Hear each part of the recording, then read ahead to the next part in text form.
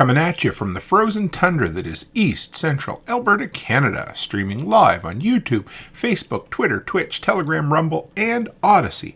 Welcome back to the workshop where we create community, find freedom, promote preparedness, and share success. I am Toolman Tim, and today is January 7th, 2023, and this is episode 232 of the Workshop Podcast. Well, I just finished up with what we're going to call a reverse interview with Allyssa from Lamppost Collective.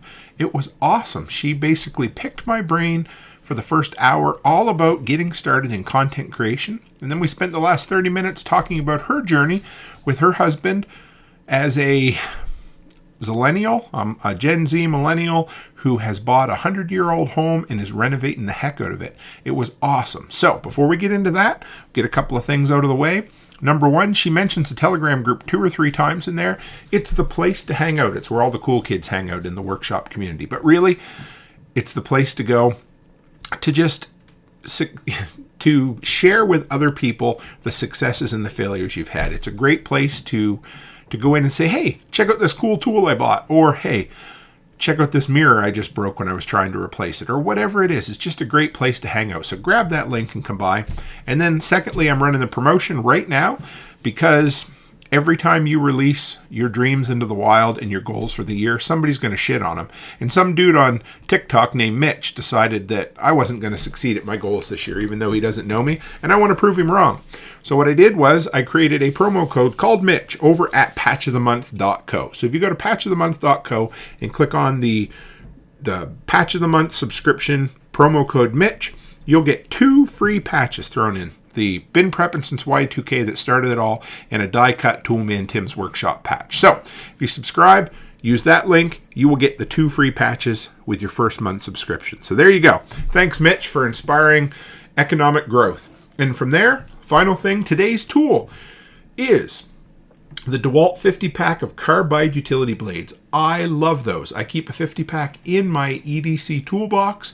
It's a great little dispenser. The blades last about 10 times as long as your standard steel ones, and they just work. I use them for installing cushion floor, linoleum over at the daycare, and when you're cutting that on top of concrete, you wear through blades quick.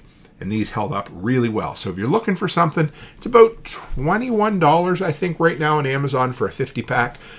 So Amazon affiliate link will be in the description today, guys, and from there, let's jump into the conversation that I had with Allyssa. It was a lot of fun. I hope you guys enjoyed. I hope you guys enjoy hearing it as much as I enjoyed being interviewed on my own podcast. Hey guys, Toolman Tim here. Welcome back to the workshop. We got a different one tonight. I'm really excited. I have Allyssa tonight. How are you, Allyssa? I'm doing great. Thanks for having me on. Hey, this is going to be fun, guys. So a while back, I mentioned that I would love to have, I don't know what else to call it, but a reverse interview. This idea came up a while ago talking to my buddy Nate from Two Chicks Homestead, and he was saying how he did a lot of the interviews and how Aaron would like to get a little more comfortable with it. So I thought, I'm going to have Aaron on at some point, but I opened it up to the community, and believe it or not, Allyssa was the only one who took me up on the challenge. So number one, that's a check in the right box there. So what we're going to do tonight, we'll start out kind of normal, and I'll get you to tell us a little bit about who you are, Allyssa. And then we're going to go into Allyssa interviewing me, and we'll see how far we make it. And if we need to, we'll jump back and learn a little bit about you. But tell us a little bit about the way we always start here, and I'm sure you're used to it now, is give us a bit of your background. And since, it's called the workshop, I always love to hear what everybody did for their first job back in high school or junior high or whatever it was. So yeah, fill me in there, Allyssa. Yeah. So I'm from Wisconsin, which we lovingly call South Canada this time of the year. It's freezing. Made it up to a high of 9 degrees in Freedom Units today. We're still outside running around. My parents live on a hobby farm, so we help take care of that. It's one of my favorite things to do. I'm super excited to be on today to be able to interview you on getting started with a podcast. That's going to be, I think, really fun. And we'll see if maybe I launch a podcast out of this interview.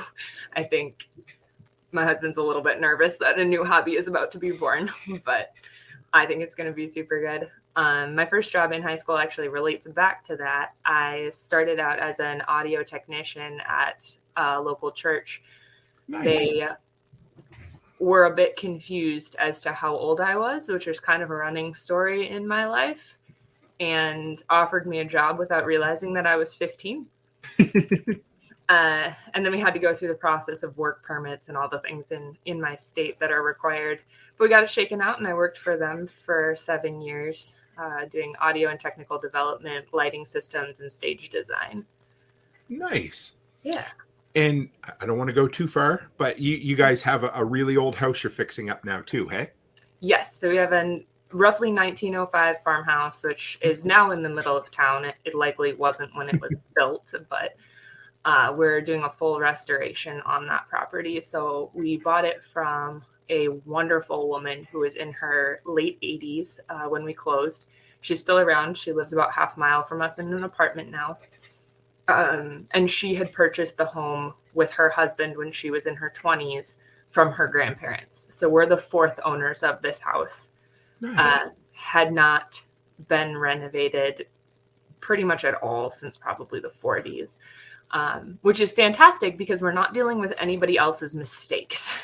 We're just dealing with our own, but it is also a tear it to the studs and redo it situation in a lot of places. So you have a footprint on Instagram, right? A very tiny footprint so far, I believe. I made an Instagram account because I felt like you were going to ask me about it. That's okay. I used to be a content creator. I had a pretty large Instagram account pre-TikTok. Did a lot of Facebook marketing. I'm through most of my Facebook Blueprint certification. And I did Instagram marketing for a company that I worked for previously, but 2020 took everything digital, made everything online. And I think just because of the situation I was in with the company I was working for at the time, I got very, very burnt out. And I ended up turning tail and running from all things content creation and just cold turkey quitting it's been well over a year now. It's probably close to 2. I'm a little bit interested in jumping back in and seeing if I can get my feet wet in a healthy and productive way as opposed to a numerically obsessive way. Well, you know what? I'm going to tell you, since you're talking about numerically obsessive. Wasn't that one of your goals? It is actually. That is a huge. Okay, so with business and so as far as, I'm numbers driven because to me, numbers equate success. And that doesn't mean that's the only way that I find success in something. But what I do, it's the easiest way to quantify, right? Mm-hmm. So yes, that for me, there's going to be a time when I'm going to kind of try to slide a little bit away from the numbers this year. Even I said it's going to take me a week, and I'm just going to do a week where I don't look at any numbers, and we'll see where that goes because we all have those issues, Yeah. So don't feel bad. It doesn't get any better. Right. Yeah, I wanted to break that habit and give myself the opportunity to come back at it with a correct view of like numbers don't define the value of the content that I create. The point of the content that I create needs to be coming from a place of I want to put this out in the world because I want to remember it. And I think it brings value to the people who it's going to bring value to. Like people will find it if they want to. And I've had that discussion with fellow content creators a few times. For me, I love the idea that my voice is going to be out there in perpetuity, or at least hopefully it is, or at least for beyond me, because I've told this story before too, but my grandmother died in 1990. And years after she passed, my dad was going through a box of cassette tapes and he found a recording of her voice. And it wasn't very long. I can't even remember what she said, but it maybe was 15, 20 seconds, but it was kind of like from beyond the grave.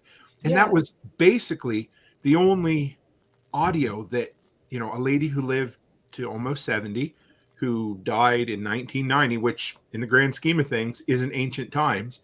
And the only audio recording they had of her was that. And to think, I plan on being around for a long time yet. But to think at some point my kids or grandkids or great grandkids will be able to, however they want to find me. It might be in some etherverse at that point, but Sure. they'll be able to find me, right? Yeah. So that's cool. I'm glad you brought that up for sure. Yeah. That's actually one of my questions that I have for you, since we're in the inverse interview a little bit. Sure. Go ahead. You start. And so from here on out, Alyssa's going to take over, guys. So I think it's tradition in the Toolman Tim workshop to start out with, what are you drinking? Yes. What are you drinking? Oh, no, you're asking me. I'm sorry. Shut up, Tim.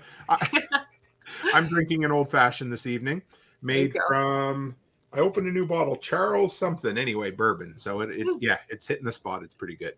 Nice. We have the classic hot toddy here because I don't want to be sick. So sure. We're just going to avoid it. So one of the questions that I had for you was, do you feel like you have to be a content creator in order to be a podcaster, or can you do it without things like Instagram, Facebook, TikTok? I don't feel like you can do it without YouTube, but if you can change my mind, please do. So, okay. If you asked me this question in 2009 or 2010, I would have absolutely said, yes, you can. Sure. Now, do I think you still could? I think you could, but I think it's going to be a hell of a lot harder road because, the internet is a very busy place with a lot of voices, a lot of noise, and it takes a ton to get to the top of, to kind of get your voice to be heard over all the other background white noise, right? And so one of the best ways to do that, and one of the fastest ways to grow in an organic way, is to have yourself on as many platforms as you can. So me personally, I would have a hell of a time just launching a podcast right now without promoting it via content of some sort. Could you do it? Yes. But you'd have to accept the fact that I think the growth would be significantly slower.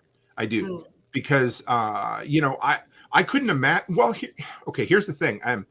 The first 6 months of this podcast were basically just a placeholder. So what they was, and Jack always said this, so, I took a lot from what he taught, but just start something, start anything and get it there, and then figure out the rest afterwards. And you're going to be a lot more successful. And so that's what I did. Basically what I did was I was putting out 4 or 5 tool and entrepreneurship related videos a week. All I did was strip the audio from all of those and throw it up in a feed. So like the first 25 episodes of this podcast are basically just the audio of tool review videos and that sort of thing. And then I decided to take that big chance of doing live streaming. And so that's kind of the first live stream is when I really say I launched the podcast. So we're about 18 months in now. And having that live interaction with your audience is worth a lot for growing. So that's a beat around the bush way of saying, could you? I think you could, but I think it would be a really, really big struggle to get just an audio voice heard because, what they say, video killed the radio star. And again, that's kind of what's happening here. Podcasts are still a thing, but you look at the most successful podcasts right now, and they're mostly an audio stream of, live video, like Joe Rogan, for instance, Yeah. So yes, could you? Sure. But I have a good buddy named Ed Shaw who went back to college 15, 20 years ago to be in the radio. And he knew that it was going to be a struggle. And you know what? In the last 12 years, he's been laid off 3 times because radio is a tough industry, right? They just keep rebranding. And I kind of liken that to trying to launch just a podcast without having at least some content out there. Yeah. Does that help? Yeah, I think that makes sense. I agree with you that, podcasting is a very saturated market to the point where, there's no way that one person is listening to everything. So getting eyes will help you get ears for sure. I found you via another podcast. So which one? Nicole Sauce. Okay, nice. Good. Living here in Tennessee. Yep. So I found A Farmer's Kind of Life with Amy Dingman first in 2020 when I started listening to podcasts. And she just kind of led me down the rabbit hole of finding the entrepreneurial, free-spirited, freedom-loving podcasters, and I just followed one to the next, and you were in that train, which I'm super glad that you were. So 18 months ago, what made you decide to start podcasting via live feed or not? Yeah. So, okay. For me, I launched, so next month, it'll be 3 years since I started my content creation journey. Okay. And it started as a 10-part series of videos on how to start a handyman business in this exact office with what was bright green walls, So that's where it started. And I looked like a terrorist. Well, I don't look much better now, but I looked like a terrorist sitting there mumbling to myself in the corner. And I'm pretty sure we have a comment about that from Charles. Yeah, there was. I wasn't going to bring she's on a roll. But just for the record, anybody in the audio, there's been about 3 people who have said that my guest this evening looks better than me. And one person was nice enough to say that it doesn't take much to look better than Tim. So there we are. So no, it's cool. So 3 years ago, I started content creation. And it was a big step. And I always say nobody was listening except for my wife and my mother and my twin girls. And even they give up on me for a while just because it was so no, not really. But so that's where I started. And then after that 10-part series, I had to find something that would come along with that. And so I really wanted to, I love tools, and I could talk about tools all day long. And Becky gets tired of hearing me talk about tools. So I'm like, you know what? Let me go out and hang out with a bunch of 40 and 50-year-old guys on YouTube who will appreciate my videos on tools. So I started that. But here's the thing. YouTube is a cruel mistress in a sense. So you become a slave to the algorithms really quickly. So what happens is, and I don't say this as a negative. It's the realistic. It's just like, if you're making Law and Order episodes and you have episodes that are popular, you're going to make more episodes that are like that because those are the popular episodes. So if you're making tour review videos and all of a sudden I come in and say, hey, I'm going to review My Little Pony dolls now, well, you're going to piss people off. But maybe, I know that's just, but maybe I'm passionate about anything like that, right? Yeah. So the problem is that what was a creative outlet, and it still is, but you're viewing it as a business, becomes you become pigeonholed. So when everything I have to talk about is tools, but I have all these other interests, I needed a creative outlet for all of that.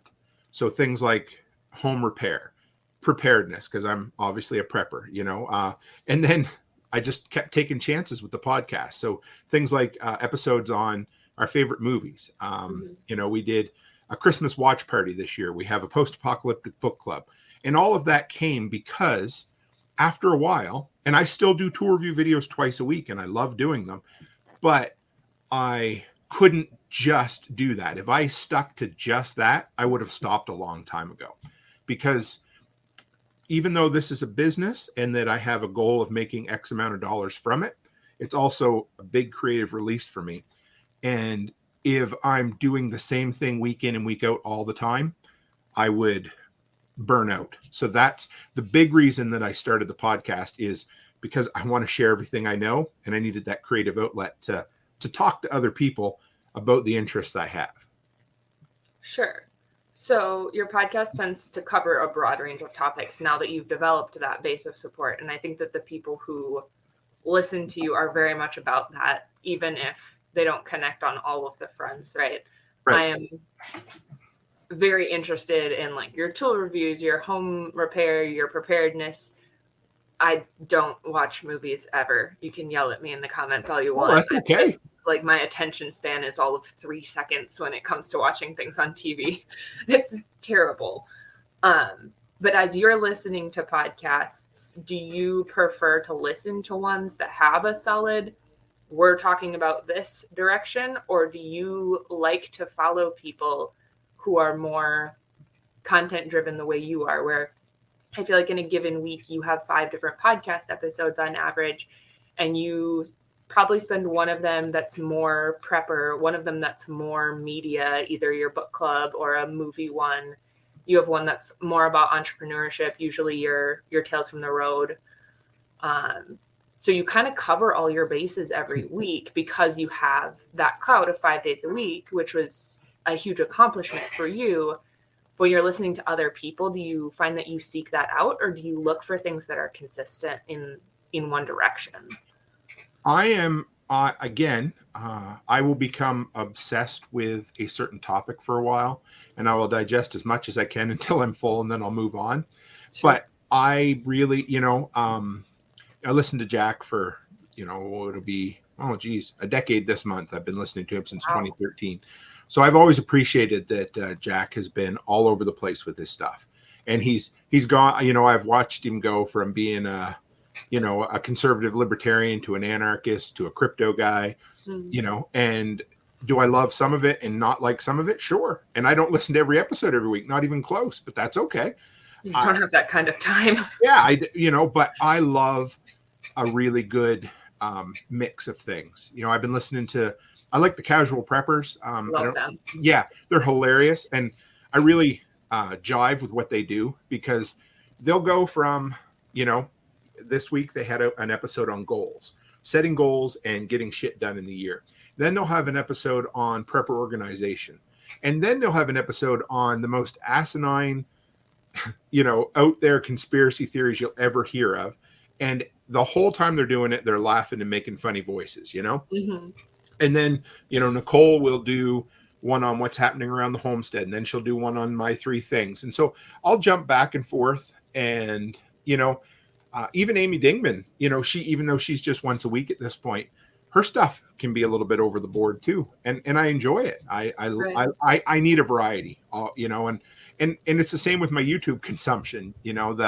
About the only thing that has stayed consistent over 5 years would maybe be a few of the movie reviewers I watch.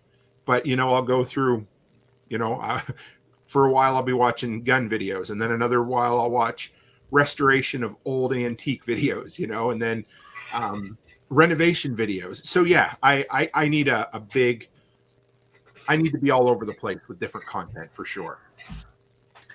So do you feel like starting out having a solid direction is beneficial for building a base audience before you create that variety? Yeah, I think that's tough too, because if you listen to the top creators, they all talk about the importance of niching down.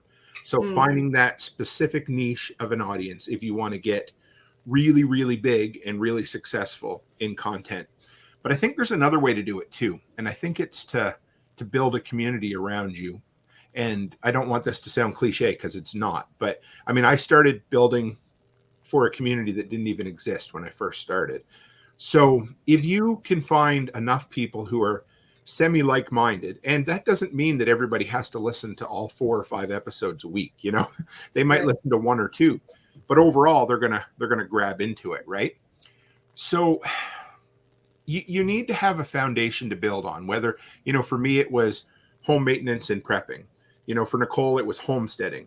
But then once you have that community built, it's okay to branch out a little bit and kind of test the waters and see. Because I think if you try to do everything all at once, I've seen a lot of people who have kind of started and then stopped because they tried to do everything all at once early on and nobody was listening, right? So I think you really need to start with something you're passionate about and then kind of branch off into areas that make sense to what you're doing. So then how do you find the thing where you're supposed to hone in to start with? Yes. So or how do you narrow it down, I guess? Well, first off, ask yourself what the hell you're passionate about.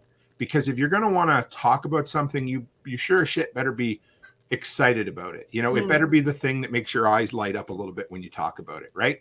And that's tough. You may not know, but have somebody sit down with somebody and have them talk to you and just chat. And eventually the topics are going to come up, right? It was pretty obvious for me. You just ask Becky for 5 minutes and she'll say tools and prepping, right? Those are the things that he loves. And, other than his family, of course. Sure. And so it's much easier to, honestly, I think it's the only way to succeed is to talk about something you're passionate about, right?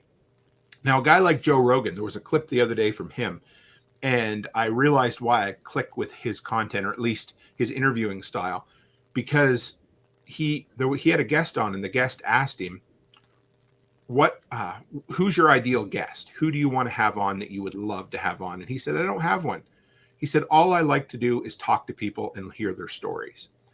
And so for him, people are attracted to the way he gets people to open up and share their stories. So he's not a storyteller, but he's a medium for storytelling.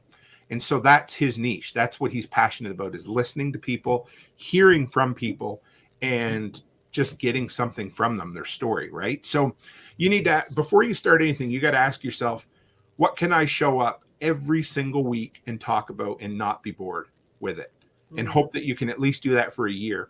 And in a year, here's the cool thing is, once you start, you're going to find out the things, the algorithms, your community, comments, all of that is going to tell you, okay, what's working and what isn't working, and pay attention to things that are working. You know, something I do a lot, I look at my videos, and if I'm not sure what kind of video to make this week, I will look at my biggest trending videos and I'll say, oh, there we are. A couple of weeks ago, I had this little box that I bought at Costco that's like an automotive power battery and a booster and all that, doing huge numbers. I had a bunch of questions from people about it. I said, well, I'm going to do a follow-up video. And guess what? That did about 50% as good as the first one, but that's still better than my average video. So, you need to, as you go, your road will kind of figure itself out, but you got to start on something that you love to talk about on a daily basis, for sure. Sure. And stemming from that, then, I think the average podcaster starts with once a week or once every other week, and then kind of builds up from there based on how invested they are, how much time they have, how much they feel like they have to talk about. All of those different factors kind of weigh in. Is once a week enough? Is once every 2 weeks enough? Have you found that there's a sweet spot? Being a numbers guy, of course, I'm all about, I eventually, like right now I'm 4 days a week, and I'd like to be 5 eventually. But I think once a week is sufficient for just about anybody. Personally, my opinion is any less than once a week, and you kind of lose attention a little bit. You kind of need to always be coming out. At least, I think once a week's the minimum. I know some people do less than that, and that's okay too. But whatever you decide to do, commit to that for 6 months and do it, and then see, okay, are you happy with that? Do you feel like you should be doing more? Because some people, once a week might be all the creative outlet they need. But for me, I could probably do 15 episodes a week, because I just always have ideas. I have so many ideas that are just queued up in my phone that, like, I wouldn't have to write anything down for 2 months and I'd still be good. So for me, I just like to do it. And the sooner I can get to a point where it makes enough financial sense for me to do it, then yeah, I'll do it 5 days a week. Now they probably won't all be live, because I like to build it into my schedule so that, Becky and I have time to do things. But yeah, it'll be there. So at what point did you start to monetize your podcast? Was that something you attempted right off the bat, or something you grew into? Well, now there's what helped for me is my monetization, and still the big portion of it comes from my tour view videos. So, there are certain topics in content creation that will be easier to monetize than others. Homesteading is a great topic, but you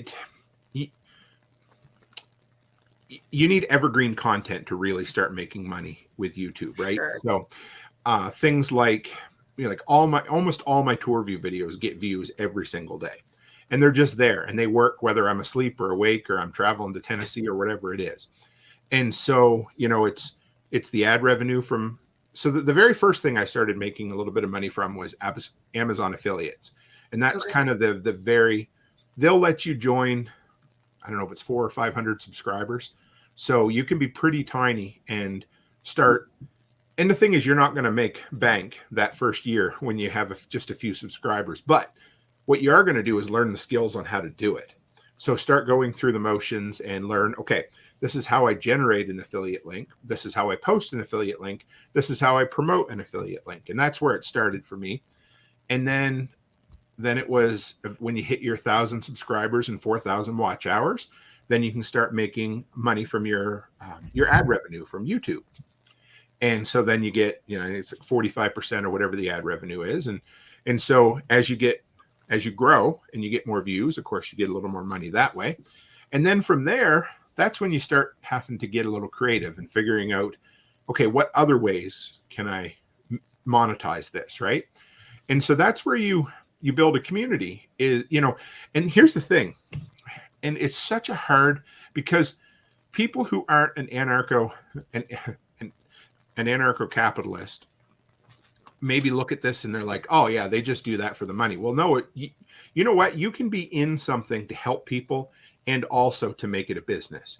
Because if something's not profitable, no matter how much you're helping somebody, it's hard to continue because you're not making money. You have to pay your bills, right? Right. So, yeah. So from once you get past kind of the entry-level affiliate and the YouTube marketing, then you need to start finding what's going to work for me, right? And that at that point, I always call that kind of the easy money when you start out, and that's kind of what whets your appetite and kind of gets you excited to move on a little further. And then from there, you can look at, maybe sponsorships, products. For me, the silver, when we did the silver, that was a big deal. Brian from the Lots Project and I went halves on that, and now I have kind of a membership program with a Patch of the Month club. So you need to impart enough value to everyone else that they want to reward you with value in exchange, right? But you can't do it with the expectation that people are going to reward you. It just needs to be a value for value thing. So the more you help people, the more you're going to get in return. Does that make sense? Yeah, that makes sense. So I'm just going to pick at you on the financial side a little bit, because Sure. I think that's something that a lot of people don't understand coming into the scene. So you'd say the majority of your monetization comes from YouTube, or it did in the begining? No, it still does. It Yeah. still does. So even Followed by Amazon? they're about equal, Okay. So, I'm just trying to think. Probably last month was all sources, like about $2,000. So, it was good. You couldn't quite live off that, but it's getting a lot closer than it was, right? So, Yeah. but my very first month was $5. So, Right. and that was 2 years ago last month. So everything, you just keep working your way along, and I'm sure if you ask Nicole when she started with her coffee, for instance, I bet that very first bag of coffee she sold was really exciting. And then over time, it's something that grows, it becomes exponential. So what's cool about content is it's always there. So each time you put something new, the old stuff is still there working for you, but the new stuff brings eyeballs to all the old stuff. I've had a couple of people who've been going back and listening to all my old episodes, and you're like, oh, you get comments on these really old episodes. You're like, oh yeah, that's really neat. They like my stuff enough that they're willing to go back and listen to stuff that's a year and a half old at this point. Right. Yeah, I've been doing that with casual preppers. Yeah. Mostly because I just need to laugh. So Yes. I'm digging through all their old content. So do you have other things? Do you have everything else monetized to some extent at this point? Then Instagram, TikTok, Facebook? So here's another thing. Being a Canadian makes everything harder. It doesn't make it impossible. It just means you have to be more creative. So for instance, the Creators Fund on TikTok isn't available to Canadians. Okay. So I have to, use it to drive content elsewhere. Now, I just got my Reels monetized on Facebook. I checked today. I've made $6 so far. But you know what? That's $6 more that I didn't make last month. And that's the way you have to look at it. You really need to look at finding a bunch of income streams that together will support what you do. And then, as I talked about at Self-Reliance Festival, look at ways to move some of that income out of the mainstream areas.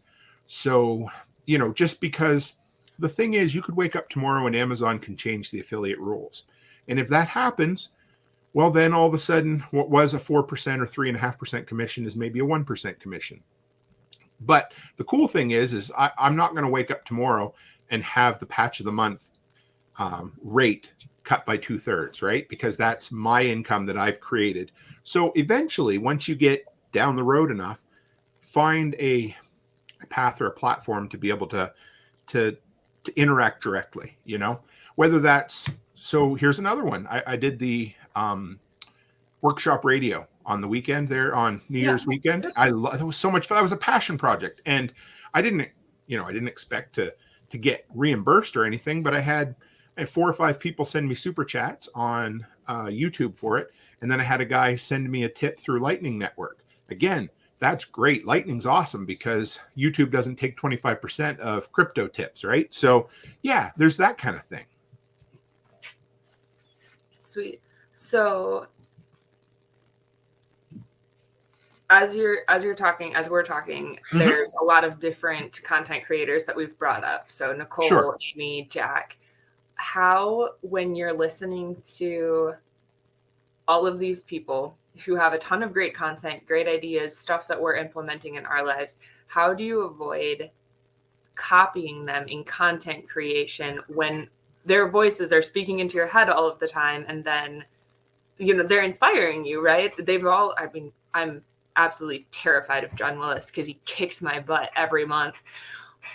But we have all these people who are inspiring. Then how do you avoid almost duplicating their content just by default? You don't, and that's okay. So you look at people like, was it Aristotle and Plato? One, I can't remember which one learned from the other, but if you look, it doesn't matter. The concept is there. So they learn from one learned from the other. And if you look at each person's teachings, they're very, very similar. And each person put their own spin on things, right? So, I could listen to Nicole do an entire episode on entrepreneurship. I could listen to Jack do an entire episode on entrepreneurship. And then I could go and do that exact same. We could all come from the same script and all 3 of us would take it in a different place. Sure. And so when I first joined the Prepper Broadcast Network, James is the CEO over there. And he said, I'm just worried that we're going to have too much content or too many creators. And I told him, I said, here's the deal. You've got all of these creators and people don't learn. Everybody learns from different teachers, right? So, you could have some people that are going to click with Jack. You can have some people that'll click with Nicole, and you'll have some people that, for whatever reason, can learn from this crazy old Canuck that's up here north of the border, right? And that's okay. And so, a lot of times I will get ideas for shows. That's the best time I get ideas. I can't remember which idea it was right now, but I was listening to Cam and Colby's latest episode, and I had to take a voice memo while I was driving. I'm like, oh, that's a great idea for a show, And I want people to copy me, because if they're copying me, then that means that what I'm teaching is valuable, and it means that whatever I'm teaching is getting out to a larger audience because someone else is teaching it. So and a lot of what I teach for backup power and things like that came from Stephen Harris, and he used to be on the Survival Podcast years ago on some of the old episodes. And there's just no better way to talk about backup fuel storage and power and things like that. So a truth is a truth is a truth, no matter where you learn it. It's all in the presentation from the presenter. And so I don't worry about copying other people, because if we did, you know what, they would have stopped making movies and books. Well, they'd have stopped making movies 50 years ago, and then just stopped printing books, a decade after the Gutenberg press, right? So, there's no end. People have to create. And so I embrace it. Just run with what you're inspired by. Yeah. And you're always, what? And the cool thing is, I even copy myself sometimes. I'll go back and look at, I'll be like, I haven't talked about this in a long time. So I'm going to go back and I'll pull up one of my scripts from a year and a half ago, and I'll take some of the points, and then I will elaborate on that and add to it. Right. So Martinson family says that they find it more. Yeah. And I definitely like to curse. So Martinson family, I'd be worse, but my mother wants to hear this episode, so. No, it's okay. We'll be good. So I know that you said that a lot of your content ideas just come from inside of your head, right? You're just constantly coming up with ideas, things that you chew on. I'm sure in part that's because you spend a lot of time working by yourself. Yes.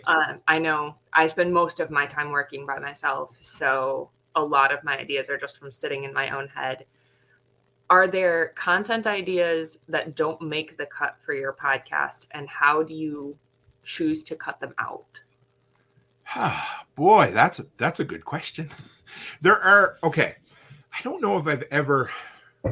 Here's what happens. I'll come up with a killer idea. So sometimes I get the most inspired during the first hour of a long drive.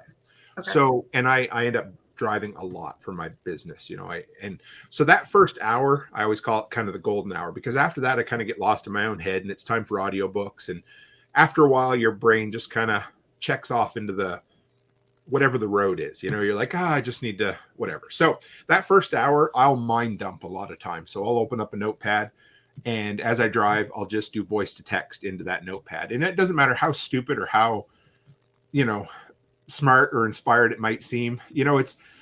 I don't know if you were ever much of a drinker in college, but if you sometimes you drink in college and you'd have the greatest idea in the world, and then you wake up in the morning, you're like, man, that was dumb, right? So that, for me, everything gets dumped into a notepad on my phone.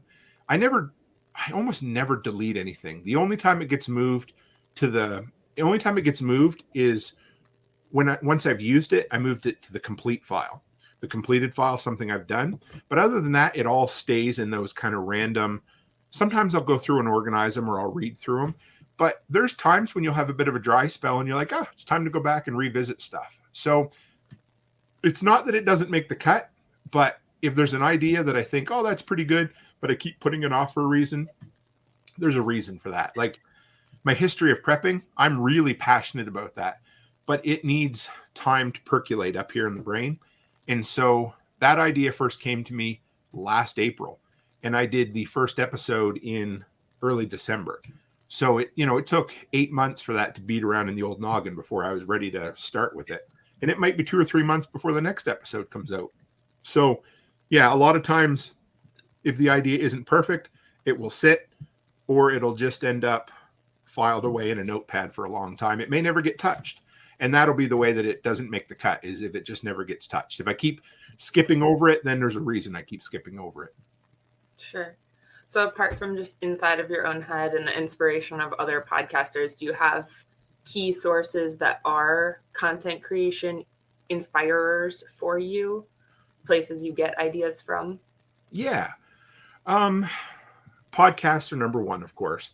I like and that's where I get, I don't know, probably 50%. Audiobooks are really good. I love audiobooks. I listen to a ton of kind of post-apocalyptic fiction. So there's that.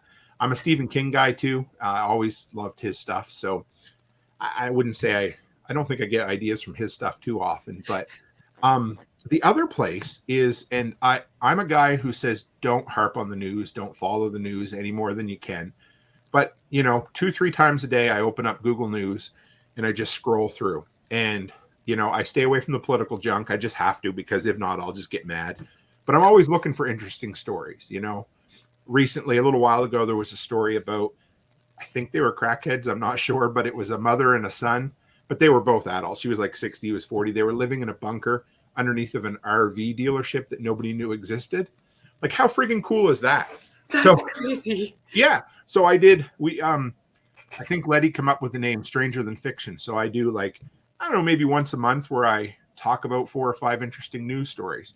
And that's a gold mine. Like, I love that. Here's another one. So 2-3 years ago, Becky bought me a PlayStation 4. Asked me the last time I'd played video games before that was probably the Super Nintendo. So that dates you right there. And I wanted to play this zombie game called The Last of Us. And so I did. And I played all the way through it. And then I played one more game, and I haven't touched it in 2 years. But The Last of Us is coming out on HBO right away. So Becky and I are going to do a Friday night recap of each episode for 9 weeks while the show's running. So that's another place to get, there's, once you figure out what gets you ideas, you don't stop. And write things down immediately, because I don't know, not everybody's probably like me, but my old man brain loses things really quick. So if I think of something, I put it in my phone instantly, no matter how dumb or how stupid it might be. I do. And the sooner you write it down, the better chance it is that you may come back and use it again. Sure. So shifting into a little more of a technical aspect, because I do have technical questions, and I think anyone who's looking to start up a podcast has those rolling around in their brain. How did you start as far as equipment? What platforms did you use? And how did you choose to upload everything in the beginning? And then maybe walk us through your transformation of the last 3 years. Like, you shifted from just staring at a sideways iPhone to having StreamYard. Do you use a microphone now? What's your car setup? Those types of things. Sure. So, yeah, I did. I literally started with, at the time, was an iPhone 10. I didn't even own a tripod. I just put it up on a shelf, and sometimes I'd be talking to myself and it would just go and fall over. And so that happens, right? But you know what? I started making content. So I tell everybody the same thing, just start. Because unless you're a Luddite or an Amish, you probably have a phone with you, and the phone has some sort of recording capabilities. So you don't have an excuse to start. But then from there, I always knew I was going to podcast. I did. So I spent money on a podcast mic probably within 6 months of when I started, probably a year to a year and a half before I actually podcasted. So that was kind of a dumb choice. But so I started with whatever, anyway, so my phone, and then I bought a tripod. So that was the next thing. And because that's important, your picture needs to sit still. Yeah. But I have said, though, if you have to make a choice, if the next thing you're looking at buying is always look at audio first, because if people can't hear you, they're going to turn you off. But if they can't see you, but they can hear you, they might pay attention for a while, because you look at it now, most of what gets created, people are watching you while they're doing something else. So they might be watching a movie, but they've got you talking to them on their phone at the same time. So they need to be able to hear you. So from there, it was audio was my curse.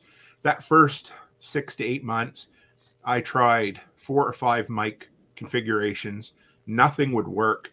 I couldn't get good audio. I was getting these really weird buzzing sounds that sounded like an alien trying to land. It turned out it was an old garage door opener in my shop that was causing the issues. When I eliminated that, I found, hey, I do have the right microphone. So I bought like a $50 lapel mic that with an adapter plugs into the bottom of my iPhone. And I still record on my phone today. And all that stuff, if you go to toolmantim.shop, you'll find links for everything I do use now. But that was, so yeah, so tripod, and then a lapel mic that clips to my lapel, and then it's cordless and plugs into the phone. And that's all I used for maybe a year and a half. And then I made a studio space in my shop. It's really, if you're going to do it and you're going to commit to it, eventually it's really important to develop some space that's your space so that you always have a spot where you can go. And so I cleared out a corner of my shop and I painted everything black behind it. And Becky ordered me a couple of poster board signs. And that's been my background until I renovated my shop this winter. And then I picked up some lighting, some of those like compact fluorescent light boxes. They stand up. They kind of look like a cheap version of what a photographer would have. Yeah. So the lighting got a little better. And then as far as podcasting goes, I bought was like an $80 podcast mic, and it was pretty good. And I used it for, people always said, hey, your audio is pretty good. For me, I just lucked out. This black backdrop is perfect for what I do. And all it is a curtain on a track. And I can roll it out of the way. My office door is right behind me. And then this year, my son said, hey, Dad, I don't want my Blue Yeti mic anymore. So this here is now what I use. And it's about I don't know. It's not a cheap mic, but it's not top of the line. And I love the sound. So, and I have this. I stole this from my daughter. This is a TikTok LED ring light that she never used. So I said, guess what? I'm going to use it. And so that's it.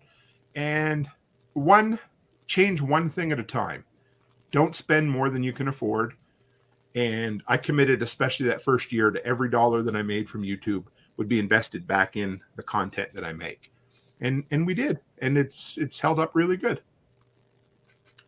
So software-wise, did you start on StreamYard, or was StreamYard?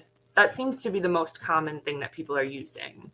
It is. And in our kind of freedom-minded communities, it's funny. You tend to use what your friends use, or what has been recommended to you because it works, right? Yeah. So Chicken Hawk, have you ever seen Chicken Hawk in the community? He's a YouTuber. Yeah. So I asked him, I said, what do you use for live streaming? He said, try StreamYard. So I did. And it worked. The very first live stream I did was out in my garage. This one's in the basement here. So my workshop is in the garage where I film my videos, but I have shitty internet out there. So live streaming's not a real good option. So I'm in my office with 3 monitors, and I have a hardwired connection coming down to it. So, but the first few I did were out there. I would have audio drops. I'd have signal drops.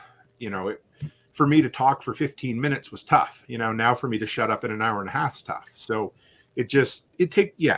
but that's where it started for sure, was out there. And then, so the only software, so originally everything I did, I edited on my phone. And so we're talking almost 3 years of 100% on the iPhone. And I've just recently moved to my desktop because I'm getting a little more proactive at creating shorts and that sort of thing. Okay. So I mean, for almost 3 years, I filmed on my iPhone. I edited in iMovie for a long time. Then I switched over to CapCut. They're both free software on the iPhone that work awesome. And they're simple, and you can do it, right there sitting on, So Becky and I would sit down and watch TV, and I would edit a movie or a video while we were talking. So I would use my downtime to edit. And then audio-wise, the only thing I use is Audacity. And that's free. Again, it's a Windows software, and so I just put together kind of a neat little scoop. I just put together a new 30-second audio intro for the podcast. Sweet. Yeah, I haven't released it yet, but I'm really proud of it.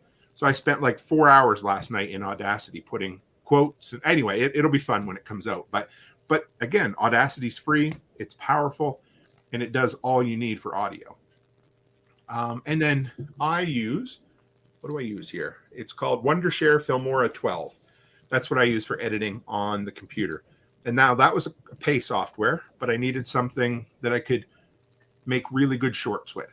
So, and then streaming, I started with the free version of StreamYard. Then I moved to, I guess it was premium, which gives you 3 or 4 sites to stream to. And then I moved to the professional version, which gives you up to 8 places to stream to. So tonight we're on. Oh, go ahead. What does the free version? Is it 1? 1, and it has their logo on it, which is not the end of the world. But if you ever see somebody streaming and it says, brought to you or powered by StreamYard, that's why, because it's the free version. And there's nothing wrong with that at all, because if you're not making any money at it, you shouldn't be spending a whole lot of money on it yet, right? Oh, yeah. And Hunter says for dear old him on Twitch. Yes, I'm over on Twitch, and we usually get 2 subscribers there, but there are 1 or 2 people.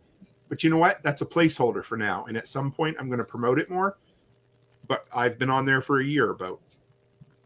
So are you pushing to 8 different platforms right now? Are you on the professional? Yes. So we're on 2 different Facebook platforms. We're on YouTube. We're on Twitter, Telegram, Twitch, Odyssey, and Rumble. Okay. And sometimes, if it's a Thursday night episode, just me, we'll also be on TikTok and the Prepper Broadcast Network Live. So sometimes I can be up to 10 platforms, because TikTok is its own desktop platform. I've managed to figure out how to do both at the same time. And then Prepper Broadcast is audio only. So yeah, we get there's a few times we can get up to 10. So nice. Yeah, it's fun. And some do really well. And if a platform isn't performing, sometimes I'll drop it for a different one. So recently Before Float sunk, I dropped Float and moved over to Rumble because Rumble seemed to be, well, no, it was. I was picking up followers without doing anything over there. So now I'm on Rumble and we'll get maybe 20 views over there tonight, which is 21 more than we were getting on Float. So, right. So looking backwards at your equipment and software development, what's something that you would have loved to have done differently in hindsight? Like if you were going to go back 3 years and tell yourself not to do something or to do something different sooner, what's the one thing that would have been really important? it would have been audio. I would have spent just a little more early on to make sure I had the best stuff. I wasted a lot of time with like, I don't have it here. I don't know where it went, but this little, what looks like a shotgun mic, and it has like, I don't know what they call it, a cat's paw or something on the front of it. Dead rabbit. Yeah, that's it. And the thing was absolute junk. I had a couple people recommend it to me, and I got better audio in the built-in iPhone mic. So Yep. I tried that. Now, here's the thing. I don't regret it because I learned along the way. But Sure. if I could have short-circuited that or, jump-started that and skipped over it, I wouldn't have bothered with a shotgun mic. I wouldn't have bothered with a mic stand. I wouldn't have bothered with a corded lapel mic. I spent probably $100 on just that kind of junk right there. So I could have easily taken that $100 and bought a really good cordless lapel mic. So if you are recording just in your phone right now and you're wondering what should I go next, get yourself a cordless lapel mic. You will not be disappointed because you're not tripping over wires and the audio is right up close to you every time. That for sure, that's what I would have done. Is there something that you would have done differently with your content launch when you got started on Facebook, Instagram, and TikTok? Like the more short form content? Well, that's a good. So I'm pretty proud of how I launched my YouTube channel. I don't think I could have done anything different. That I'm pretty proud of that. So just because I planned a 10-part series before I started, I had a podcast to launch it on. I had 2 episodes recorded before I launched it. So that, plan ahead of time. Don't plan to the point where you don't do anything, but start by planning and have something available when you launch.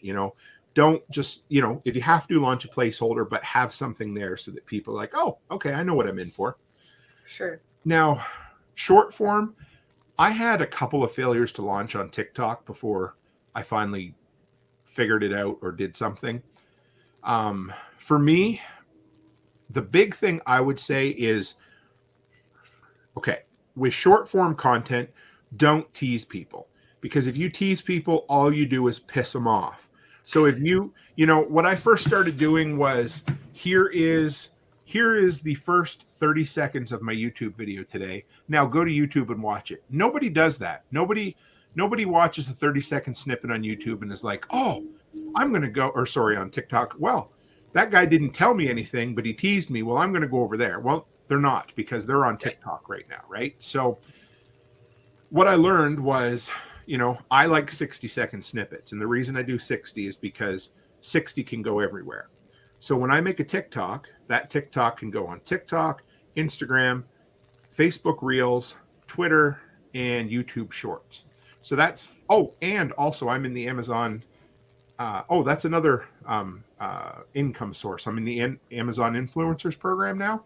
So what they allow you to do there is upload videos of the product. And if somebody watches that product and then they buy it, you get a commission from that as well. So my shorts can go there too. So and what I do is I go back and I grab 2-year-old videos off YouTube, cut them down and turn them into a 60-second short.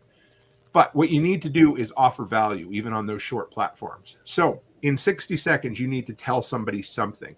You may not need to give them the full review, but you need to say, this is how you tear this apart, or this is something. So what I've been doing now, like, what was it? I just did a video on how to charge your phone with AA batteries, right? So, and I had, did you just read Chris Dixon's comment there? Yeah. Chris says, I get my shorts everywhere. Yeah, he's not wrong. So, okay. So I just did a video, and it's changing the way I do my review videos a little bit. So I just did a video on how to charge your phone with AA batteries. And in that video, I talk about 3 different devices that you can use. Well, guess what? The cool thing about that is I can cut that first section up and make one short video, then the second product, then the third product. And each one's a standalone video that shows people something about the product, its own thing. So if you're going to do a short, don't tease people. Don't take intro clips to your YouTube videos that say, hey, come and check out my YouTube channel. You need to offer value even in 60 seconds. And if you offer value and you give somebody a piece of information, they're way more likely to come back. That's good. This is a different question, but it's one that showed up in the chat that I really like. Mm-hmm. What is your favorite failure? The time when you just fell flat on your face, but you look back and you laugh and you know that it was firmly for your direction and made you into either the content creator or the entrepreneur that you are now. Oh man. Well, okay, let's start with entrepreneur. Sure. So I gotta say, about maybe 4 years ago, and everybody's heard this story if you listen to me for any length of time, but it was horrible. It was awful. So I had a guy who came to me and he's like, hey, I need to replumb my bathroom. And I said, oh, I can do that, without even knowing what was entailed in it. And he said, well, how much? And I hadn't done anything big or any big jobs. The biggest number I could think of was $500. Now, at the time, that seemed like a lot of money. But as soon as I crawled under that mobile home for the first time, I knew I'd frigged up. I knew that I was in over my head. So, and I was too stubborn to just say, sorry, I can't do this here, you know. So I started cutting and moving, and I ended up cutting into the vent line, thinking it was a drain line. And when I cut into the pipe, the whole thing just comes zoom, sliding down out of the roof, kind of. And then when we put it all back together, his toilet wouldn't flush. I don't know what I did wrong. I screwed up. It was horrible. So I remember coming home that day, sitting on the couch, looking at Becky and saying, I'm done. I'm going back to working for somebody else. I fucked up royally. It was awful. And she said, no, just make it right, hon. You know, just take a break, take a breath. So, you know, a day went by and I told him, I said, listen, I was in over my head. Here's your money back. Let's hire a plumber that can fix whatever I screwed up. I don't know what I did wrong. I'm sorry. I shouldn't have taken this job on. And that's what it was. I moved on from it. You know, he didn't hold it against me. He didn't scream and holler at me. We got it fixed. His plumbing was good. I didn't take on big plumbing jobs like that I couldn't handle again. So there's that. And then this fall at Prepper Camp, I got to interview 5 times August. I don't know if you, so really cool. I didn't know he was as big a deal as he was when Rick, who runs Prepper Camp, set the interview up for me. I was like, oh, okay, I know this guy a little bit. And anyway, so we sit down to interview. Beautiful, beautiful summer day. One of the best interviews I've ever done. Just spontaneous. I did zero research on the dude. We just sat down and talked. And so we went about 35 minutes, and that was the end of it. And I'm reviewing the footage. Beautiful footage, not a stitch of audio, not one stitch. So, you know, if I'd have lost the video but only had audio, I'd have been fine. Right. And I mean, it was one of the best interviews I'd ever done. I was just so proud of it. So I looked at Brad and I'm like, dude, I said, you're not going to believe this. I forgot to turn on the power source to the lapel mic. He's like, well, shit happens. He says, I'll tell you what, I'll be back in an hour or two. We'll redo the interview. And I thought, okay, he's being polite. He's just going to go. And anyway, no, he came back an hour later. And of course, the second time is never quite as good. But what else do? Do you put your tail between your legs and say, hey, can we redo this? Or do you just let it go? And I wasn't about to lose that opportunity. So, you know, I put my tail between my legs. I said, hey, technology gremlins, are you cool? And he's like, yeah, I am. And so don't be scared to admit when you screw up. And because people want to hear that. They want to hear, you know, the things you do well, but they also want to hear, hey, it's okay to suck sometimes. Because when you're getting good at something, when you want to become good at something, you need to be uncomfortable and you need to realize you're going to screw up a ton of times and you're going to look like an idiot a few times, but that's cool. It's okay. So that leads really well into my last question for you, which is, what is one thing that you would want a brand new podcaster or someone who is thinking about starting a podcast to know? Two things. First, I would tell them, I don't know you at all, but you can do it. Because if you're committed to it and you're willing to stick with it, you can do it. And the cool thing is you don't, whatever your definition of success is, if you're willing to work hard at it, you'll find it. So first off is, if you're thinking, should I or shouldn't I, go for it and give it a shot. But so that's my encouragement. And then the second side is, when they call it a grind, it is a grind. And so for a long time, I had just a review video coming out every Wednesday. Wednesday comes every 7 days. I know that's hard to believe, but it does, whether you've made a video or not. So, create content ahead of time so you have some stuff in your bucket in case you run into trouble. But content creation is a grind. And I don't want to say, it doesn't seem sexy, but it's exciting, it's fun. But there's going to be times when you don't feel like doing it, but you need to do it. The most important thing of creating content is to show up and have something every week for somebody, or whatever the date is you decided to do it. Because if you're,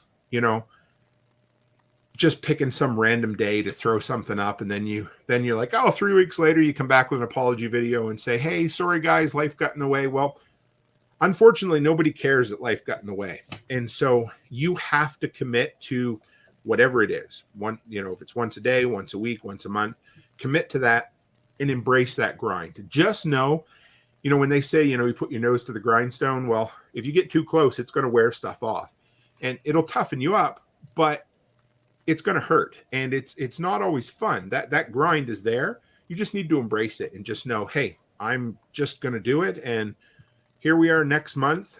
I've been 3 years doing it, and I've never missed a content deadline. I've come close, but I've never missed one. So, yeah, it's a grind. People need to know that. You can do it, absolutely. You're not going to get rich overnight, but you can create something really, really special if you're willing to commit to it and do it. Awesome. Well, those are the questions that I have prepared for you today. I really appreciate you taking the time to go over them. And I'm also free if you want to turn the interview back over.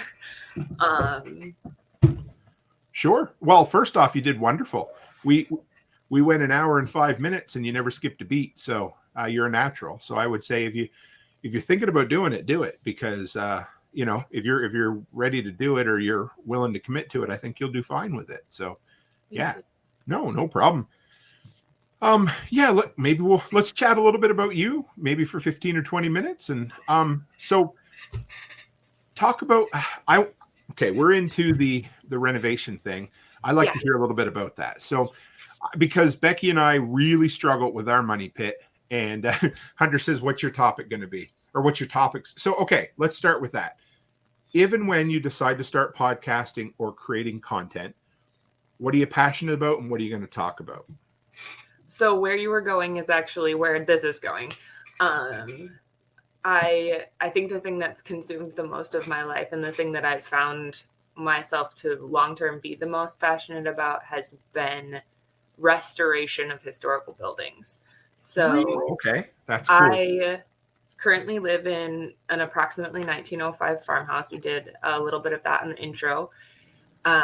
You can see behind me some of the original oak trim. We have all of the original windows, which is less than ideal in Wisconsin in the winter, but they're beautiful. And so we are doing we call it a slow flip. And maybe we coined that term and maybe we didn't. But the idea behind purchasing this house was that it hadn't been updated, which means it hadn't been messed up. And right. We wanted to bring it up to the standards of living for today, and at the same time be increasing the value in the house by paying cash for all of the projects that we were doing. Nice. So a couple of the things that I'm really passionate about are financial stability and freedom for people. It's something that I've taught for many years at this point. it's something that I feel like is missing in standard curriculum for kids in public schools a lot. Yes.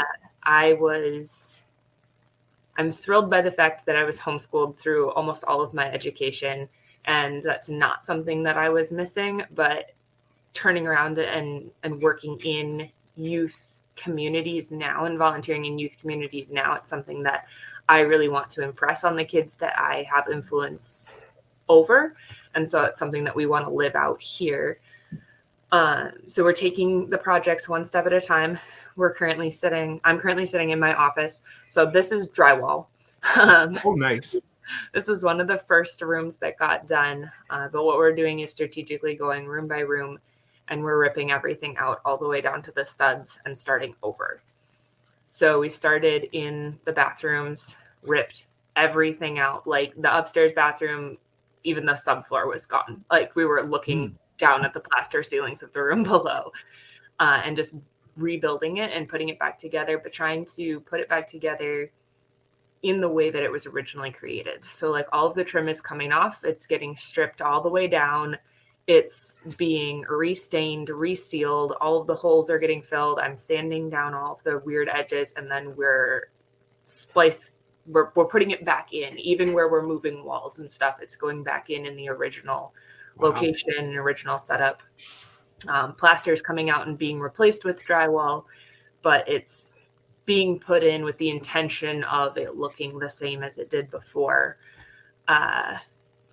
A lot of people in our area, we live in a very historical area, which is fantastic, but a lot of people have purchased these old homes and then they go in and they gut them to the studs and they just put them back modernized. Yep. And I have nothing against you if you want to live in a modernized home. I have a little bit against you when you rip out 10-inch oak trim and like throw it to the dump. And replace it with MDF. Yeah. Well. I joke that when we sell this place, one of the contract pieces is you are not allowed to paint the trim, because if I ever come back in this house and you've painted the trim, I will cry. But the whole purpose of that is to restore this entire house to a level that a larger family can intentionally use well, and for us to leverage the income that we will gain from this property to put us onto land, because we would really like to not live in town. So how do you guys, you said you're passionate about financial planning, but also everything. How do you manage to pay cash for all of this as you go along? What kind of day-to-day steps have you guys taken to set yourself up to do that? Sure. So obviously you have to start by living on less than you make.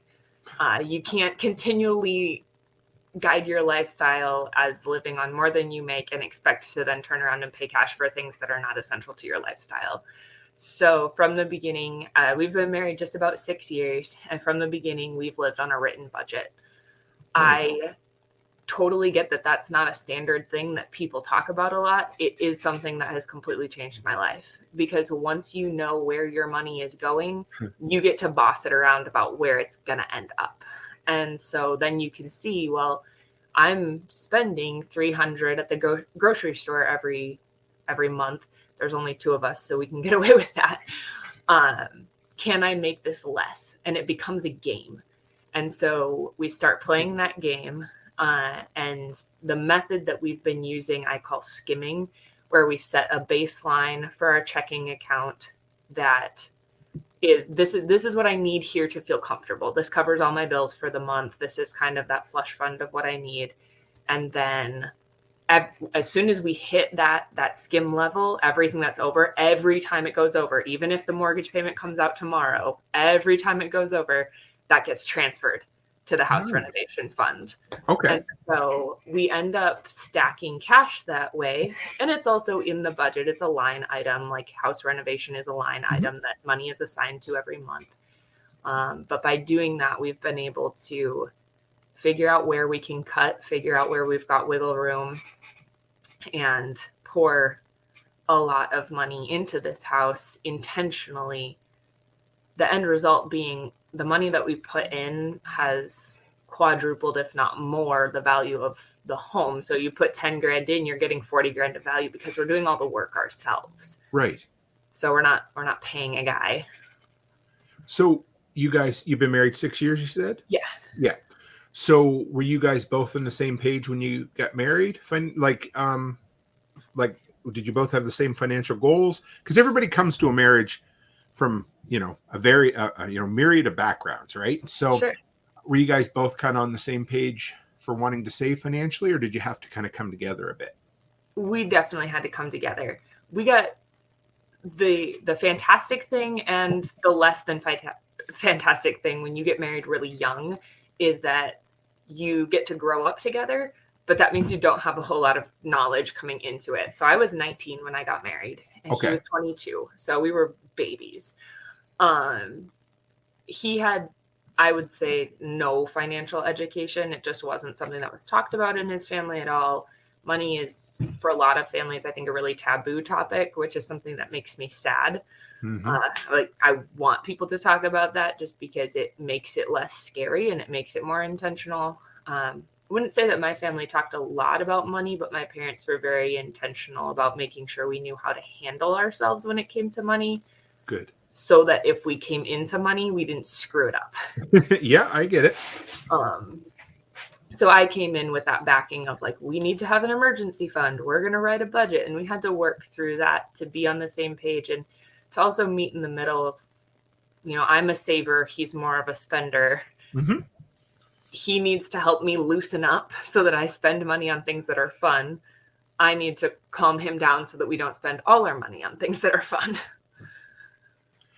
Are you, I have my opinion on this, of course, but Sure. do you guys do like a joint bank account or do you have separate bank accounts or? We operate out of a joint bank account. Okay. So our household runs on a joint bank account. Nice. We have other bank accounts, like our emergency fund is in a separate savings account that's not our checking because we don't want to see it. Yeah. Like, I want to open the app and I don't want to see that. I want it to not exist because it needs to exist if he falls off a roof. Sure. Our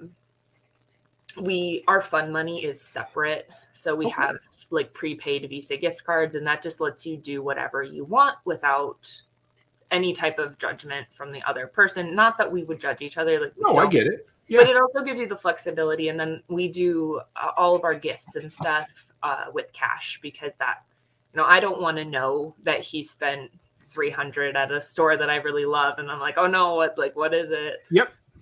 So we keep all that under wraps so that we can surprise each other and have the ability to give money when we feel like we want to, be intentional with that. Hunter likes that idea.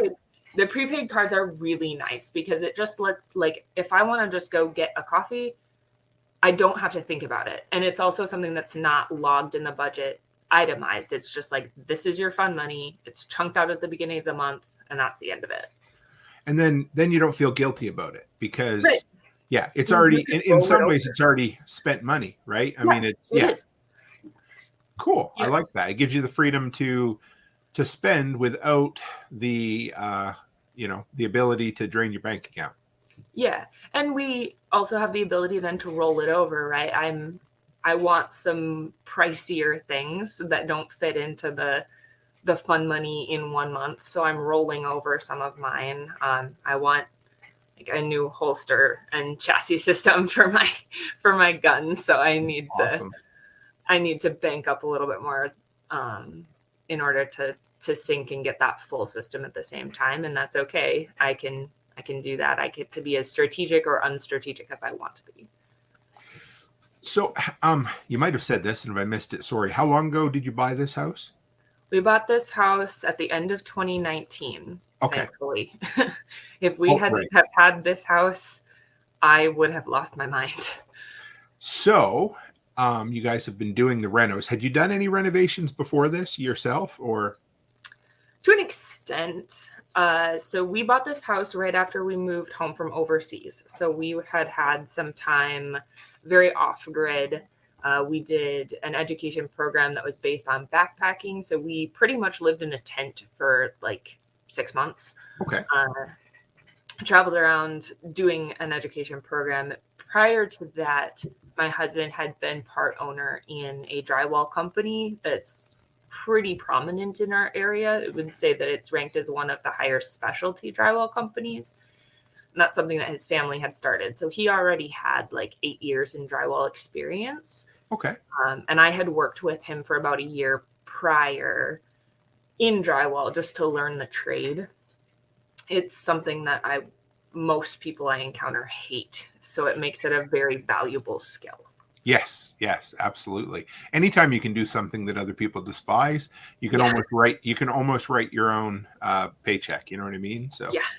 And we still get away with that to an extent because he'll subcontract drywall work. He currently works in custom high-end framing. So they do very customized houses for clients who want a company that when you change the entire blueprint halfway through the project says, yes, sir, and changes the whole system. That's tough, but there's money to be made there. Yeah, their tagline is no problem. That's cool. Yeah, so he enjoys that. So we do that, and then my family, when we moved to this area, did a full renovation on a farmhouse. So I was part of that as a kid. Like I was sending sledgehammers into walls by the time I was 10 years old. That's awesome. So you'd be a millennial then? Barely? I'm a zillennial. Okay. Kind of like I am with the other end of Gen Z and millennial. So, okay. Yeah. People argue between like that 1995 and 2000 window, but I'm an oldest child. So I grew up around hardcore Gen Zers. So I would say that I relate more to that end. But then I'm married to a hardcore millennial. So I kind of get split in half. I'm excited. Our 3 older kids, I don't know. They're again in between where you are, but our younger, of course, our twins are 12, so they're hardcore Gen Zs. I'm really excited for the Gen Z generation. I mean, there's a lot that, whatever, their opinions on certain things are their opinions, but they really look like they're trying, like they want life. They want to grab life by the horns and run with it. But I think maybe they're looking at their slightly older counterparts and they're like, I need to have a better work ethic. And I'm seeing a lot of them who are really excited they're not scared to take on these projects that are huge, and I'm excited for that. I hope, of all the bitching that people do about millennials and now the Gen Zs, especially the Gen Zs, I have a bit of optimism there because I've always been, even when I was in college and I studied going back to the baby boomers and then the Gen Xers, and generations swing, there's no balance. So you go from one end to the other. And in some ways, I'm really excited for the Gen Zs because there's a lot of people like you who are taking on these cool projects. Yeah, it's something that we really want to instill as we're working with youth and stuff as well is, find your work ethic, find what you are in love with. I'm not anti-college, but I'm also not pro-college. Yeah. If you're I dig you. barely 18 and you have no idea what you want to do with your life, you have no business shipping yourself off to a 4-year school just for the fun of it. Funny how that is. Right? So we've had a lot of kids that have come through the program. We're 7 to 9 years out from high school. And so we've got these kids who are coming up underneath us who are able to mentor and nurture, and we're seeing them go into trades or go to school with the intention of doing trades. And one thing that I'm seeing over and over again is we have such an entrepreneur generation. Like they've seen their parents work for the man, and that's okay. And that's paid bills, and that has taken care of families, and that has done really good work. That's how I grew up. But they also realize that situation is not necessarily going the direction that they want to follow. And so they're going to go create their own direction. And yeah, I'm all for that. I'm doing it. I hope that they continue to do it. It really ties in. I don't know if I've coined this phrase or not, but the content economy as well. Because, and you look at number one, over the last almost 3 years, how many people have walked away from the job market and haven't gone back? Well, eventually they need to figure out how to support themselves, right? Because there's no universal basic income out there. And then you have a lot of the grunt jobs that are going to disappear over the next 10 to 15 years because they're going to figure out a way to put a robot at Walmart who washes the floors, right? Or all of those basic entry level jobs. So if people want to have more than just a subsistence living, they need to figure out a way to do it. And I think content's going to be a way. I mean, love it or hate it. You look at something like OnlyFans, for instance. There's girls making, not that I agree with it, but there's girls making bank doing it. There's podcasters making tons of money. It does, whatever it is, if there's a need out there and you can create content around it, because I think, like you said, that entrepreneurial mindset is huge.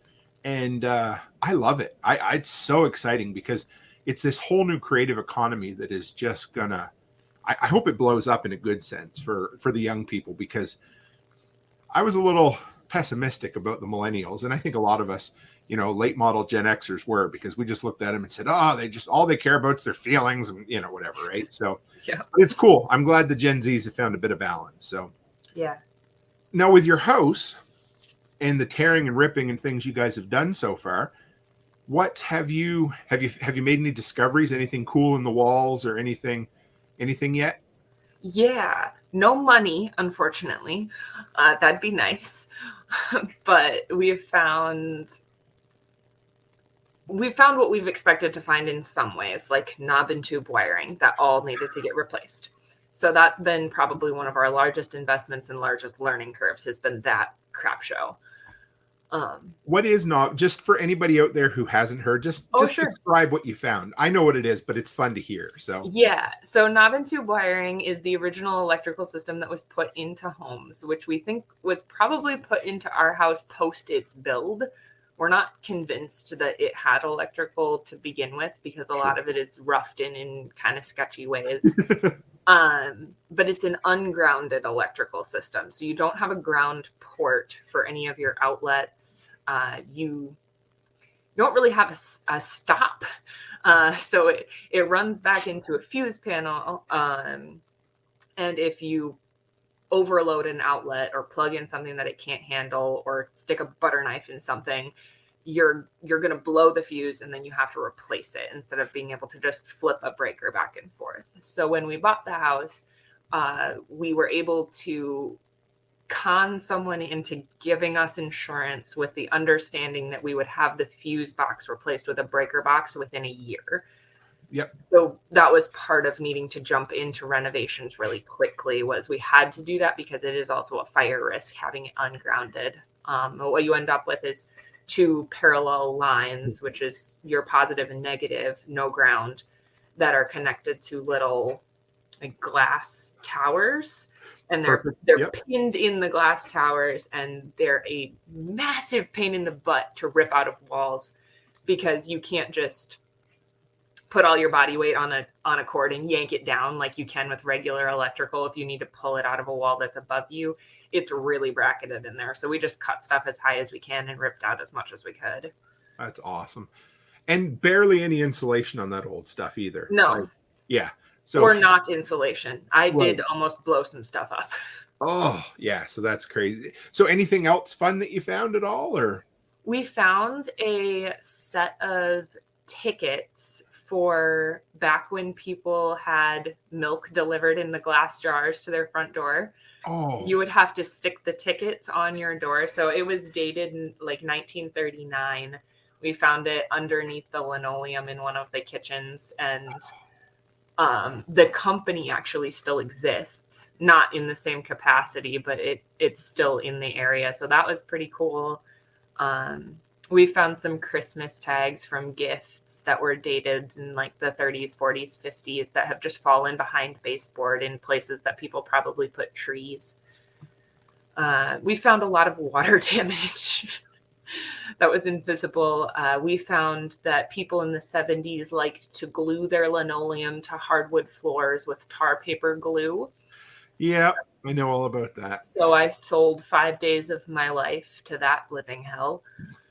And restored a hard maple floor in our upstairs kitchen by hand. That was a nightmare, but it's beautiful now. But it was a nightmare, and we're actually walking into our main floor kitchen renovation in probably about 4 to 5 months from now, we're going to start ripping out plaster, and our fingers and all of our toes are crossed that there is hard maple floor under that 2.5 layers of linoleum and super glue.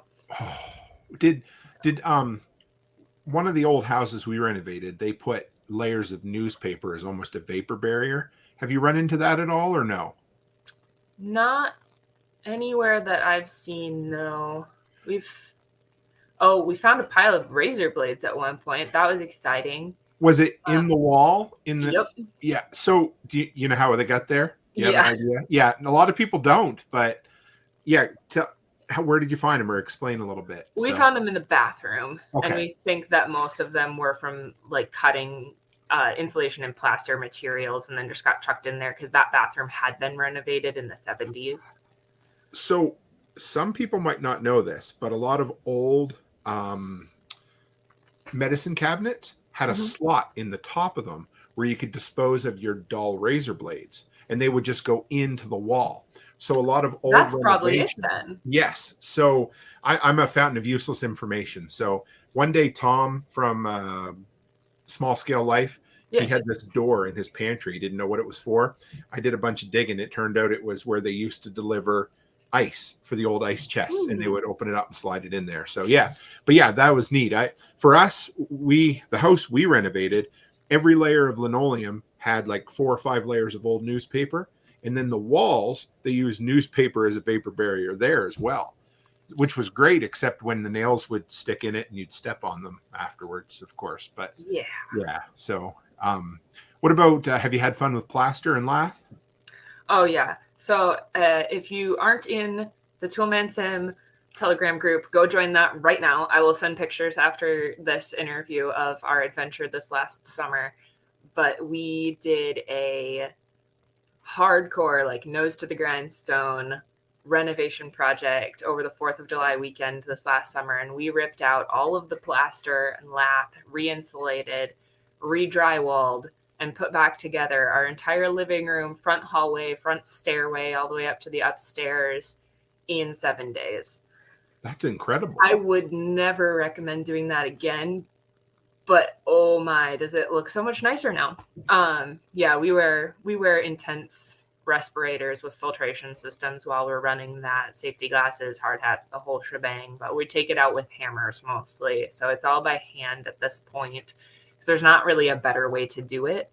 In a lot of situations, we're trying not to break the lath because it has blown in insulation. So we're just Yeah, I was going to ask you about that. So sorry, go ahead. No, so we have really decent insulation, I think partially because we're in an area that we don't have a choice. Like we would freeze if we didn't have that. And we don't have icicles outside. So I know that the insulation is worth keeping.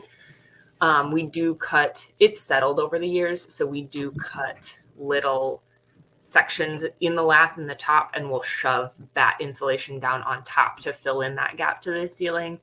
But for the most part, in most of the rooms, we haven't removed the insulation unless there's been previous water damage, in which case you have to take it out for mold remediation.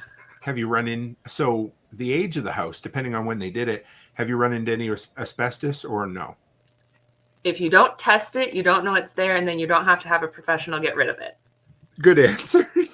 Remember, yes, kids, that, yeah, it is dangerous, but it's only dangerous when it becomes airborne and if you're not wearing proper gear. So yeah, I understand. Yeah. On renovation days, proper gear is mandatory. We leave the box of N95s at the door. You do not come in the front door unless you put one on. That's cool. Do you know, on the outside of your house, is it wood clapboard or what's out there? Underneath the siding. So the original was a wood siding, and then they ended up doing steel siding over the top of that when they installed the storm windows. So there's steel now. So I'm guessing they probably insulated from the exterior in. I'm not sure. Probably. We haven't really seen the outside of the house too much, and we don't intend on residing it because the steel is holding up really well. But I would assume that it was blown in from outside when it was built. A lot of the old, or it's a lot, sometimes they were done later on too, depending. But my old neighbor, he passed away a couple of years ago. His house has what looks like well, I'd call them $2 coin toonies up here, but they're a good size, maybe Yeah. inch and a half circle, and they would drill holes in the outside of the house. Then they would dump the insulation in, and then they plug it up with a circle.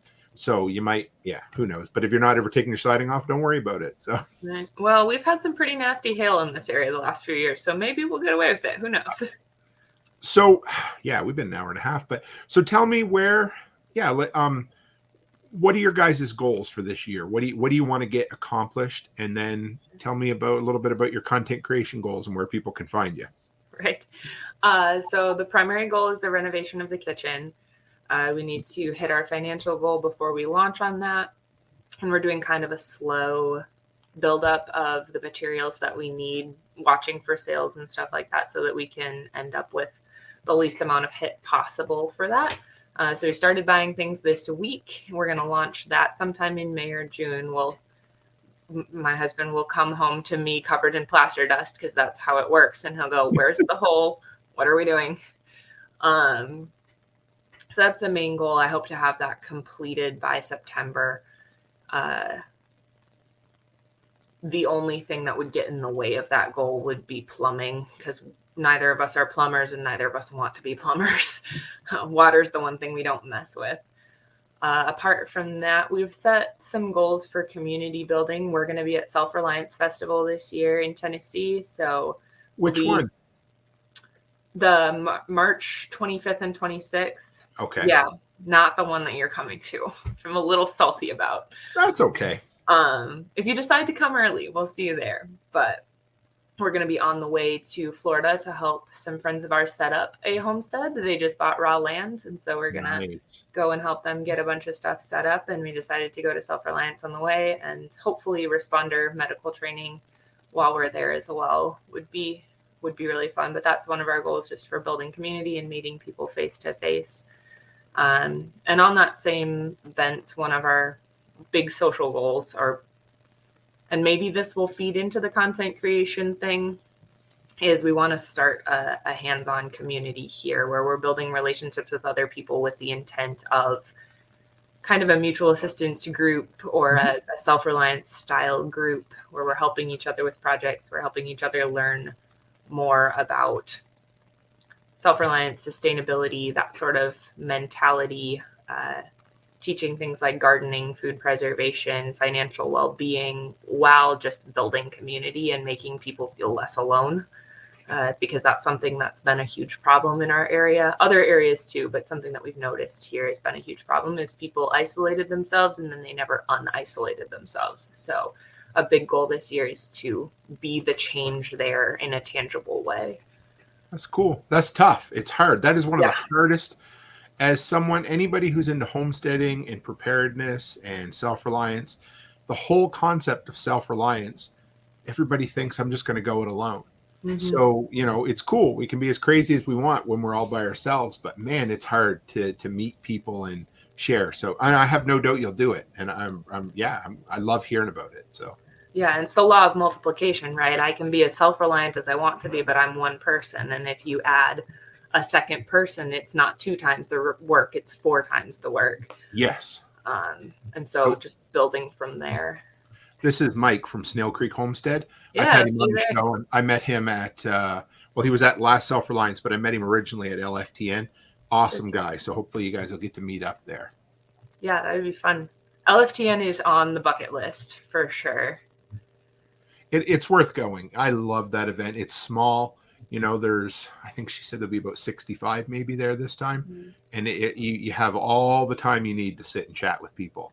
Whereas Self-Reliance, awesome event. I had so much fun, but it's way bigger. It's a lot harder to get some one-on-one time with people. It's still doable for sure.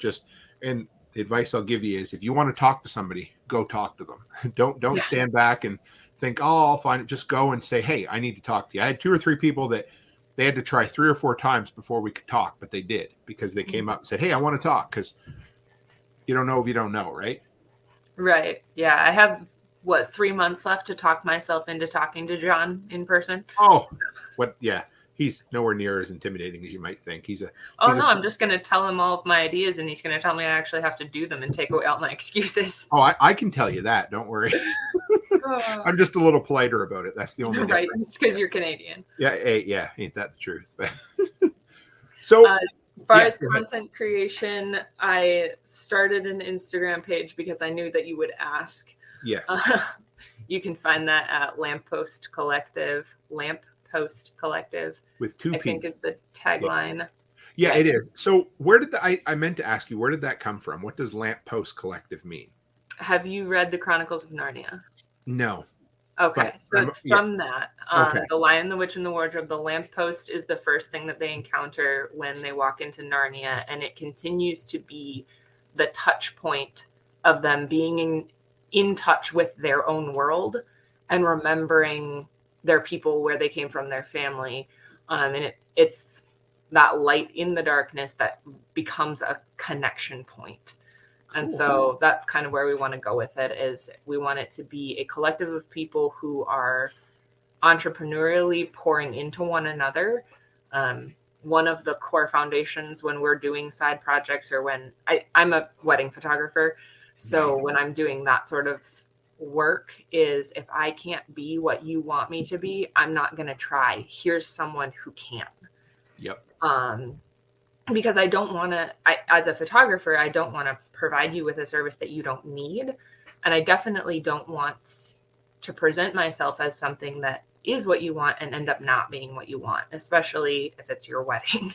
Yeah. So, and then my husband with construction and with doing a lot of side project remodels at the same time, he needs to be honest with you. Like, I can't do custom built-ins right now. We don't have the tools for that, but here's my buddy who does custom built-ins. Go talk to him. So we want to build a collective that way. And then we also want to build a collective in the sense of community and growing together as a touch point and as a light in self-reliance and sustainability and community.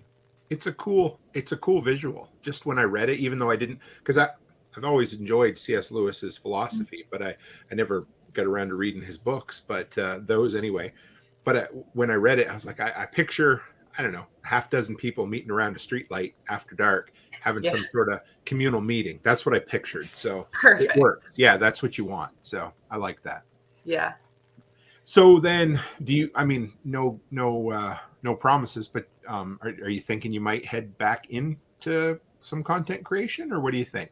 I think so. I really want to document our kitchen remodel and the rest of our house remodel as we work towards that. And that's something that I've really missed about Instagram. Is I used to use it as kind of a running journal where I document what we were working on, what we were doing throughout the day.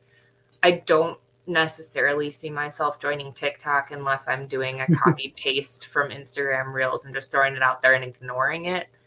I'm not sure that there's a whole lot of validity to that, except for to monetize it. If I'm not going to pay attention to it, it wouldn't be a community building thing. I've used Telegram to that extent a little bit since I left Instagram. I have like a private channel that's just me, and I'll send myself photos. Nice. To keep track of when I do things, when I medicate animals, when I, upgrade different things in the house. But that's, obviously no one is celebrating with you at that point. So it's tempting for that reason. And a huge part of considering podcasting is as an entrepreneur, I'm spending a ton of time by myself, and I have a lot of thoughts that spin around in my head, and maybe someone else would get some value out of them. And so that's part of the interest in wanting to podcast, is not necessarily to monetize it, though that would be nice. It's just to get what's in here out there. And if other people benefit from it, great.